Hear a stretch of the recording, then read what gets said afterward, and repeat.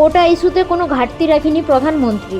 কোটা ইস্যুতে সরকার কোনো ঘাটতি রাখেনি বলে মন্তব্য করেছেন প্রধানমন্ত্রী শেখ হাসিনা। বুধবার 31শে জুলাই রাজধানীর বঙ্গবন্ধু আন্তর্জাতিক সম্মেলন কেন্দ্রে জাতীয় মৎস্য সপ্তাহের উদ্বোধনী অনুষ্ঠানে তিনি একথা বলেন। শেখ হাসিনা বলেন, কোটা সংস্কারের ইস্যুতে হাইকোর্টের রায়ের বিরুদ্ধে সরাসরি আপিল করে সরকার। সব দাবি তো মানাই হলো, তারপরও এই ঘটনাকে কেন্দ্র করে দেশে যা যা ঘটেছে, এত প্রাণ যাবে এটা ভাবতেও পারিনি আমি।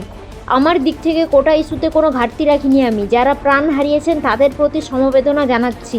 স্থাপনা হয়তো পুনর্নির্মাণ করা যাবে, ফিরে পাওয়া যাবে, কিন্তু যে প্রাণগুলো ঝরে গেল তারা তো আর ফিরবে না। প্রধানমন্ত্রী বলেন, আমি জানি না অপরাধটা কি আমাদের।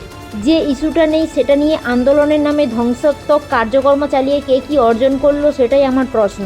সেখানে এতগুলো তাজা প্রাণ ঝরে গেল, সেগুলো তো আর ফিরে পাওয়া যাবে না। তিনি বলেন, স্বজন হারানোর বেদনা নিয়ে আমি বেঁচে আছি। আমি জানি আপনজন হারালে কি কষ্ট হয়। মানুষ একটা শোক সইতে পারে না, আর আমি তো সবাইকে হারিয়ে আছি। শেখ হাসিনা বলেন, আজকে আমরা উন্নয়নশীল দেশের মর্যাদা পেয়েছি। বিশ্ব আজ বাংলাদেশকে সম্মানের সাথে দেখে। সেই বাংলাদেশে আবার রক্ত ঝরবে। কেন এই রক্ত ঝরা? প্রধানমন্ত্রী বলেন, আমার কাছে ক্ষমতা তো ভোগের বস্তু না। আমি তো আরাম আয়েশ করার জন্য ক্ষমতায় আসিনি। আমি দিনরাত পরিশ্রম করেছি বাংলাদেশটাকে উন্নত করতে, আর সেটা আমি সফলভাবে করতে পেরেছি। আজকে বাংলাদেশ বিশ্বে উন্নয়নের রোল মডেল। সেই মর্যাদা কেন নষ্ট করা হলো সেটার বিচারভার আমি দেশবাসীর কাছে দিচ্ছি। অনুষ্ঠানে মৎস্য খাতে উল্লেখযোগ্য অবদানের স্বীকৃত স্বরূপ 22 ব্যক্তি ও প্রতিষ্ঠানকে জাতীয় মৎস্য পদক তুলে দেন প্রধানমন্ত্রী শেখ হাসিনা।